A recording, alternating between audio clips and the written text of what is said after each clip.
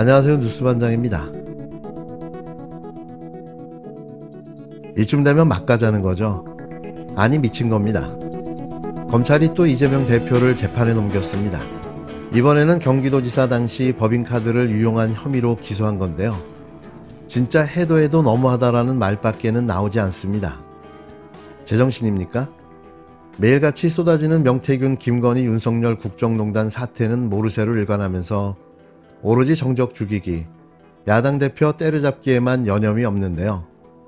이번 공직선거법 재판에서 유죄를 받아내자 마구잡이로 던져대기 시작한 겁니다. 다시 말하지만 검찰은 해체가 유일한 그 답입니다. 해도 너무하지 않습니까? 대통령의 정적 죽이기의 혈안인 정치검찰의 비열한 야당 탄압을 규탄합니다.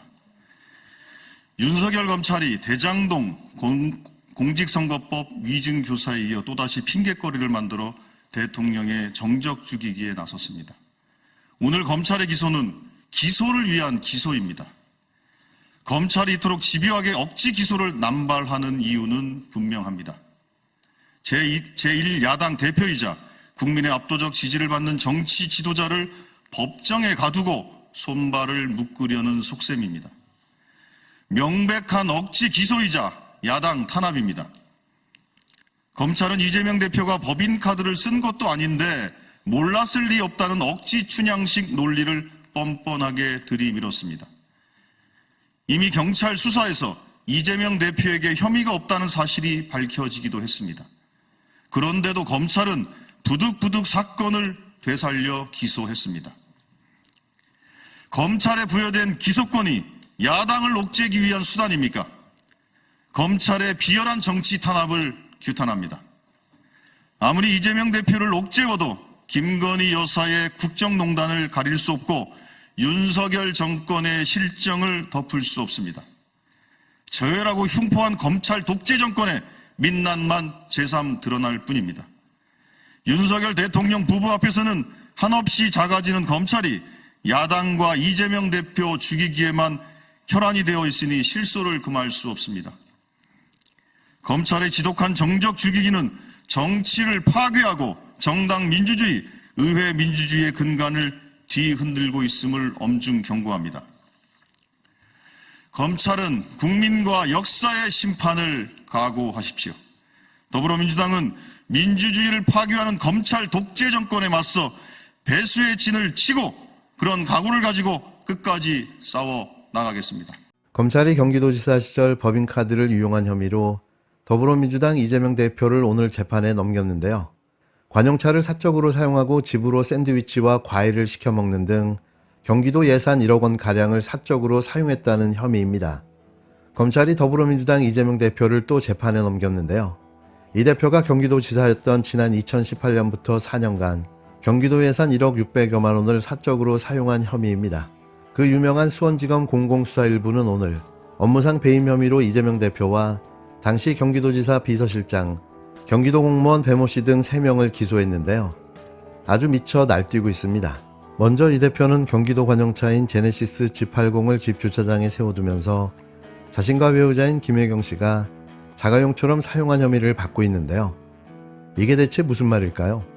관용차의 개념이 뭔지도 모릅니까? 검찰은 관용차 사적 사용으로 이 대표가 최소 6천만 원 상당의 이익을 얻었다고 판단했는데요. 이게 무슨 뚱딴지 같은 소리일까요? 이들의 주장대로라면 4년치 차량기록부를 다 뒤져 출퇴근 및 공무를 제외한 차량기록을 찾아냈고 그 운행시간만큼을 표준 렌트 비용으로 환산해 4년치에 해당하는 비용을 산출했다는 건데요. 이런 사례가 있었을까요? 누가 관용차를 이렇게 조사합니까? 검찰은 또 과일과 샌드위치를 경기도 예산으로 구매해 집으로 배달시켜 3,400만 원가량을 썼다고 봤는데요. 이게 무슨 근거가 있는지 어처구니가 없습니다. 검찰은 이 금액이 직원들 격려나 간담회용 구매인 것처럼 허위로 꾸며졌다고 설명했는데요. 또 개인 의류 세탁을 경기도 예산으로 하고 소고기와 초밥, 복요리 등 사적으로 먹을 음식도 법인카드로 구매한 혐의도 포함됐습니다. 검찰은 일명 사모님 팀이 구성돼 운영됐고 공무원 배 씨의 지휘 아래 공무원과 무관하게 이 대표 부부를 위해 경기도 예산이 사용됐다고 봤는데요.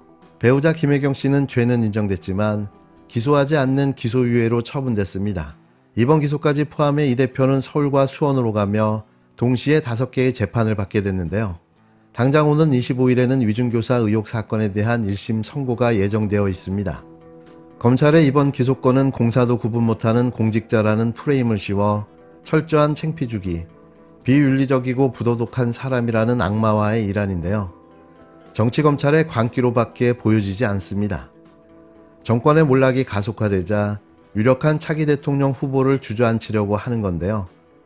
이 대표가 정권을 잡으면 자신들이 어떻게 될지 이들은 본능적으로 알고 있는 겁니다. 그저 한심한 인간들, 반드시 뿌린 대로 걷어가게 될 겁니다. 게시판 수사에 쫄아 김건희 살리기에 나선 한동훈 엔딩은 결국 팽이 될 겁니다. 정권 교체에는 대세이고 이재명 대표는 그 중심입니다. 주수를 2000번 해도 아무리 잘못되게 판결해도 안 바뀌는 부동의 사실입니다. 떨어진 대선 후보에 대한 징역형을 어떤 국민이 납득하겠습니까? 조작 기소를 받아 쓴 허술한 법리를 누가 감정 아닌 합리화 하겠습니까? 오죽하면 서울법대 나온 판사가 맞냐고들 하겠습니까? 오판의 충격보다 더 큰 정권교체 민의가 단단해질 것입니다. 미국이든 한국이든 최종심은 국민의 투표임이 입증될 것입니다. 권력 압박에 합리를 잃는 재판 흑역사를 두고만 보는 시대는 지났습니다. 서초동의 주인도 국민입니다. 지난 11월 7일 윤석열 대통령 대국민 담화 이후 한동훈 국힘당 대표의 윤 대통령을 향한 거침없는 비판 행보가 멈췄습니다. 이상하리만큼 갑작스러웠고 느닷없었는데요. 내부 비판은 사라지고 이재명 대표에 대한 아무 말 대잔치가 시작된 거죠. 아무리 생각해도 이상했습니다. 현 권력과 각을 세워야 하는 미래 권력으로서 윤 대통령에 대한 비판은 너무나도 당연한 행보였기 때문인데요. 실제로 지금 벌어지고 있는 김건희 국정농단 사태를 보자면 도저히 묵과할 수 없는 일이었기 때문입니다. 설상가상 국민의 69%가 윤 대통령의 탄핵을 원하고 있고 70% 이상이 김건희 씨에 대한 특검을 해야 한다는 여론이 팽배한데요. 이건 무시할 수도 간과할 수도 없는 여당의 리스크인 거죠. 이런 중차대한 상황에서 갑자기 자신의 입을 셀프로 틀어막아버린 한동훈 대표의 행보가 이상하기 짝이 없었는데요. 그런데 이런 이유가 무엇 때문이었는지 서서히 그 진실이 밝혀지고 있습니다. 국힘당 한동훈 대표 가족들의 이름으로 윤석열 대통령과 김건희 씨를 비방하는 글이 대거 올라왔다는 이른바 당원 게시판 의혹의 파장이 갈수록 일파만파 커지고 있는데요. 한 대표 배우자와 장인 장모에 이어 친딸 이름의 비방글까지 추가로 드러난 가운데 사건을 수사 중인 경찰이 당원 게시판 서버 접속 기록에 대한 보존 조치에 나섰습니다. 지금 가장 똥줄이 타는 사람은 누구일까요? 저는 눈에 보입니다. 이게 약점이 된 탓이었을까요? 느닷없는 한 대표의 침묵이 이런 연유에서 시작된 게 아닐까 생각되는데요. 약점이 단단히 잡힌 한 대표가 자신의 입을 셀프로 틀어막게 된 거라는 거죠. 물론 이건 저의 개인적인 생각임을 밝힙니다. 우리 스스로 당무감사를 통해서 무엇이 잘못된 것인지, 게시판 관리가 왜 잘못되었던 것이, 이런 것들을 우리가 먼저 바로잡아야 한다.